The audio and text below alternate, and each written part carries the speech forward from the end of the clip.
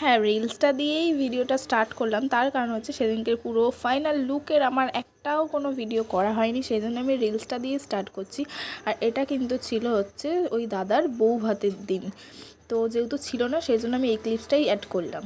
আর সেদিনকে কিন্তু আমি ব্রাইড অ্যান্ড গ্রুম কারোরই ছবি দেখাতে পাইনি, সেই জন্য আজকে একদম মনে করে এই ভিডিওটা আমি করে নিয়েছি। আর এটা ছিল কিন্তু বাইরের গেটটা এরকমভাবে সাজানো ছিল, খুব সুন্দর লাগছিল। আর আমার সবচেয়ে বড় কথা, আমার দিদির বিয়েটাও কিন্তু এইখানেই হয়েছিল। তো যাই হোক, এটা হচ্ছে ভেতরে সব ব্রাইড অ্যান্ড গ্রুমের সাথে ছবি তুলতে ব্যস্ত।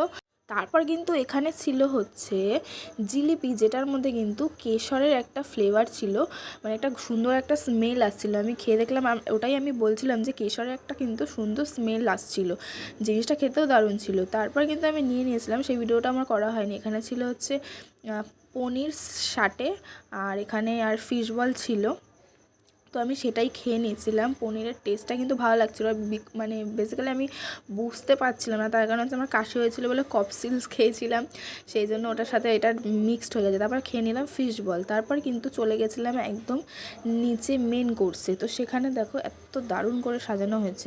আর এদিকে ছিল হচ্ছে পানের স্টলটা, আর ওখানে ছিল কিন্তু আইসক্রিমের স্টল। আর যেটা সম্পূর্ণ তোমরা দেখলে, এই যে এই জায়গাটা সাজানোটা, এটা কিন্তু সমস্ত সবজি দিয়ে করা হয়েছিল। ওই মুহূর্তটা দেখলে ওটা কিন্তু কুমড়ো দিয়ে করা হয়েছিল। তারপর কিন্তু খাওয়ার কাউন্টারে চলে গেছিলাম, আর আমি কিন্তু ড্রেসটাও চেঞ্জ করে এসেছিলাম, কারণ আমার খুব অসুবিধা ছিল শাড়ি পরে, সেই জন্য। তো এখানে আলুর দম নিয়ে নিলাম, তারপরে কিন্তু আমি ফিশ ফ্রাই নিয়ে নিচ্ছিলাম। তো আমার ড্রেসটা দেখে তোমরা ভেবো না এটা অন্য দিনের ভিডিও। বুফে সিস্টেম করলে কিন্তু ভিডিও করতে প্রচণ্ড প্রবলেম হয়, যেটা আমার হচ্ছিলো। তারপর একটা চেয়ার পেয়ে কিন্তু বসে পড়েছিলাম খাওয়ার জন্য। তো এখানে কুলচা দিয়ে আলুরদমটা খেলাম, সত্যি বলতে খাবারটা দারুণ ছিল, প্রতিটা খাওয়ার অসাধারণ ছিল।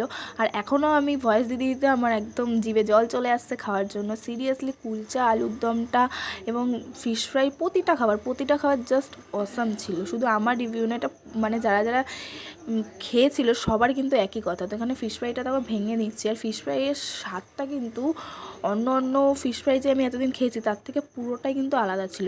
ফিশ ফ্রাই দিয়ে কিন্তু আমি একটু পেঁয়াজ দিয়ে খেয়ে নিলাম। তারপর এখানে কিন্তু ছিল রাইস, আর এখানে ছিল হচ্ছে কি চিকেনের একটা আইটেম ছিল, চিকেন রোগান জোস। তো খেতে জাস্ট সত্যি বলছি জাস্ট অসাম। তো এখানে আমি রাইস কিন্তু আমি খুব একটা খাই না, কিন্তু এখানে রাইসটাও যেরকম খেতে টেস্টি হয়েছিল সেরকম চিকেনটাও। তো এখানে আমি খেয়ে নিলাম। তারপর কিন্তু মিষ্টি চাটনি পাঁপড় সব খেয়ে খাওয়া কমপ্লিট করলাম। লাস্টে একটা পান চিবোতে চিবোতে বাড়ি চলে আসলাম। তো আজকে ভিডিওটা এখানেই শেষ করছি। ভালো লাগলে অবশ্যই লাইক কমেন্ট শেয়ার করতে কিন্তু একদম ভুলবে। দেখা হচ্ছে নেক্সট ভিডিওতে। তো টাটা, বাই বাই।